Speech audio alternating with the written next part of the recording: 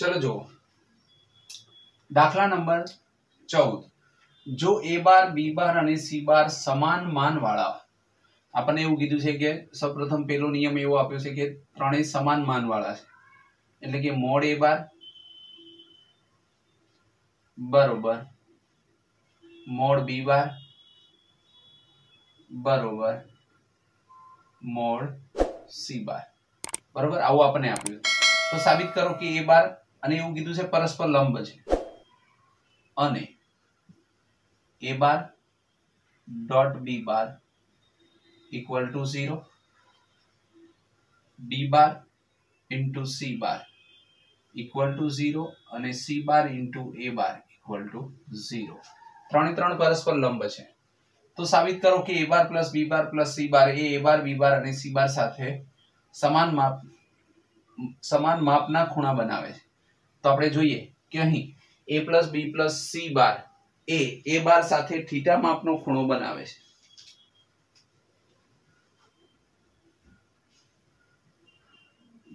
જો એ બાર બી bar plus C bar અને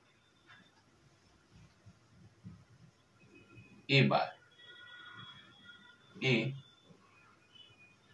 theta માપનો ખૂણો બનાવે છે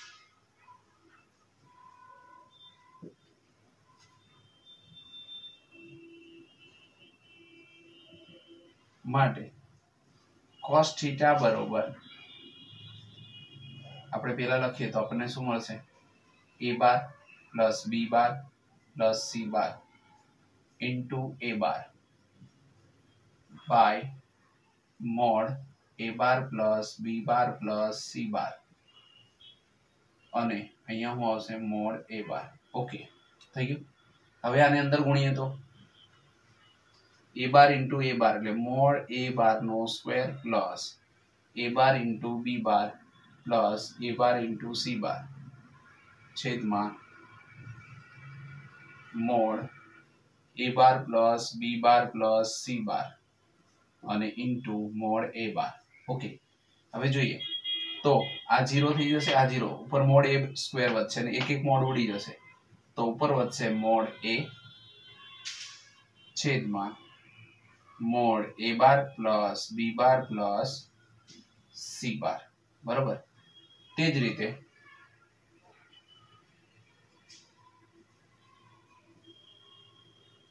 ए बार प्लस बी बार प्लस सी बार अने बी बार वच्चे अल्फा खूणो होय तो cos अल्फा बरोबर बी बार ना छेद में मोड ए बार प्लस बी बार प्लस सी बार ओके अने ए बार प्लस बी बार प्लस सी बार अने सी बार वच्चे बीटा खूणो होय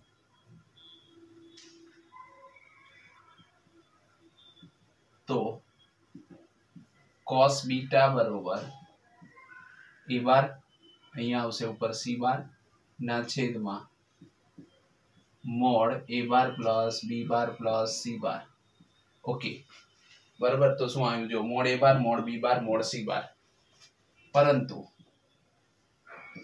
मोड ए बार बरोबर मोड बी बार बरोबर मोड सी बार होवाथी बराबर तो આપણે કહી શકીએ કે અહીંયા cos थीटा એટલે કે थीटा બરોબર આલ્ફા બરોબર બીટા બરોબર એટલે કે જે એની વચ્ચેના જે ખૂણા હશે એ પણ કેવા હશે સમાન માપના ખૂણા હશે એટલે કે थीटा બરોબર આલ્ફા બરોબર beta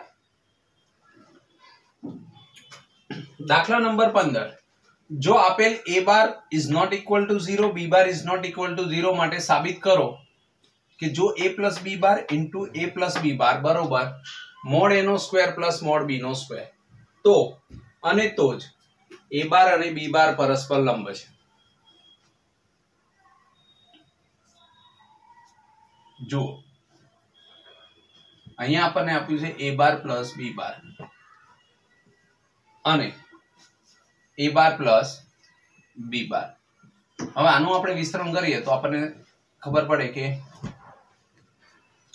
a bar plus b bar નો સ્ક્વેર બરોબર મોડ a નો square plus 2 a bar into b bar અને પ્લસ મોડ b બાર નો સ્ક્વેર.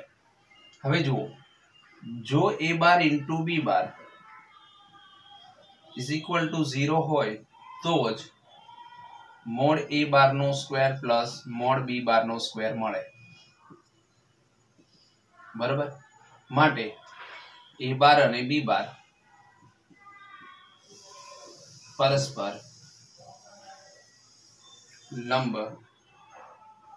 સદિશ છે. માટે a bar plus b bar a bar plus b bar બરોબર mod a નો સ્ક્વેર પ્લસ મોડ b નો સ્ક્વેર.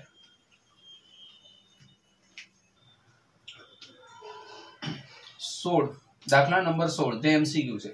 જો થીટા એ બે સદિશો a બાર અને b બાર ની વચ્ચેનો ખૂણો હોય તો a ડોટ b 0 અથવા 0 કરતા મોટો થવા માટે ખાલી જગ્યા. તો આપણને અહીંયા આપ્યું છે a ડોટ b 0. હવે આપણે cos થીટા નું સૂત્ર લખીએ.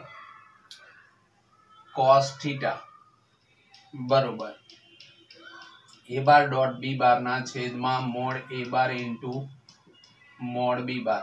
પણ અહીંયા આપણને આપેલું છે mode a bar into b બાર 0 અથવા 0 કરતા મોટો. જો તમે 0 લઈ લો તો આપણને શું મળશે? cos theta 0. બરોબર, તો અહીંયા આપણને એવું મળે કે cos થીટા 0 અથવા 0 કરતા મોટો થશે.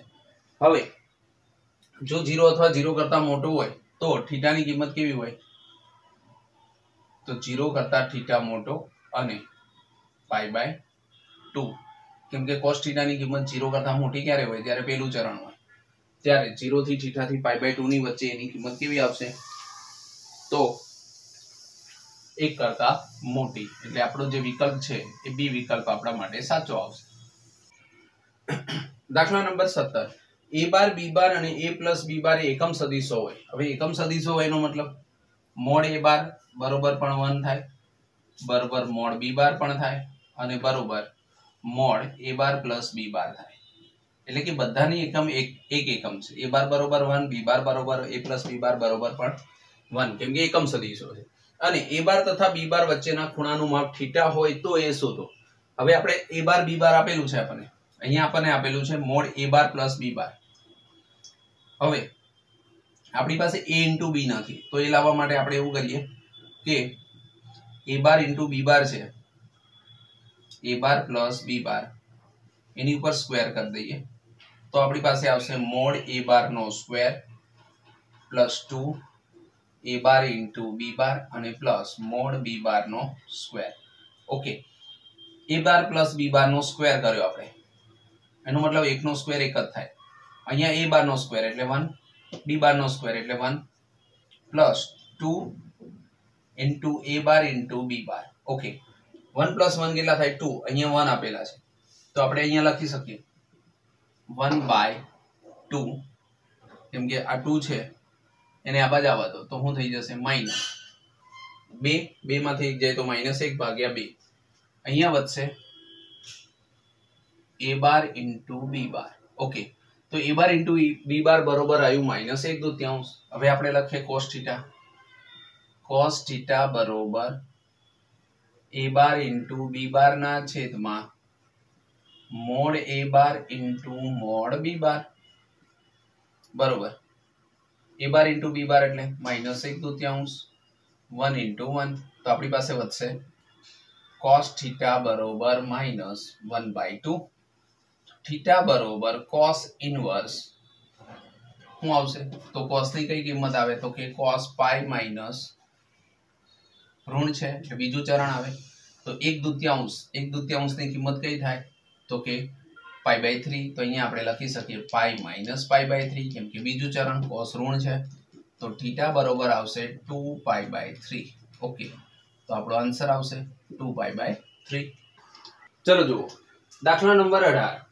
એની અંદર આપ્યું છે i × j × k પ્લસ જે ઇન્ટુ આઈ ક્રોસ કે અને પ્લસ કે ઇન્ટુ આઈ ક્રોસ જે એનું મૂલ્ય શોધો.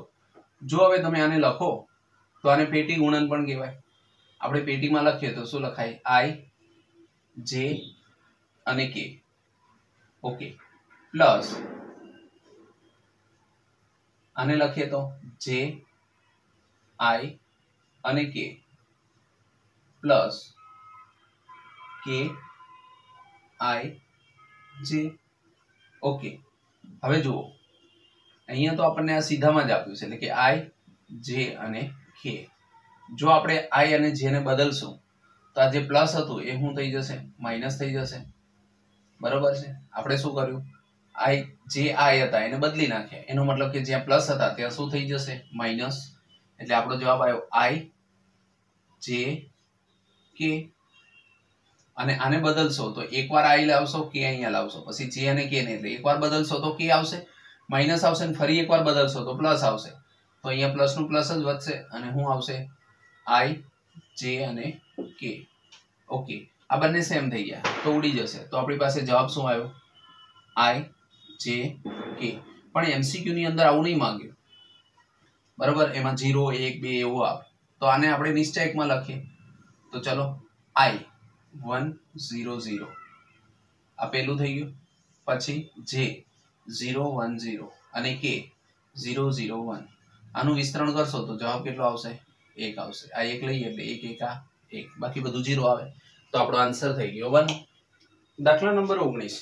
જો થીટા એ કોઈ પણ બે સદિશો a બાર અને b બાર વચ્ચેનો ખૂણો હોય તો થીટા બરોબર ખાલી જગ્યા માટે a ડોટ b બાર બરોબર a ક્રોસ b બાર શોધો. તો આપણને અહીંયા a ડોટ b અને a ક્રોસ b આપ્યું છે, તો બંનેનું આપણે સૂત્ર મૂકીએ. માનો કે ડોટ ગુણાકાર હોય તો આપણી પાસે cos થીટા હોય, તો આપણું સૂત્ર શું હોય? cos થીટા બરોબર a બાર ઇન્ટુ b બાર ના છેદમાં mode a bar into mode b bar બરોબર sin થીટા બરોબર a ક્રોસ b બાર ના છેદમાં mode a bar into mode b બાર. આને ઉપર લઈ જઈએ, આને ઉપર લઈ જઈએ તો આપણે આ રીતે લખી શકીએ cos theta mode a bar into b bar બરોબર sin theta mode a bar into mode b bar. Okay, તો a બાર b બાર નીકળી જશે તો આપણી પાસે આવશે sin થીટા બરોબર cos થીટા. હવે આ બંને સરખા ક્યારે હોય? ત્યારે થીટા બરોબર π/4 હોય.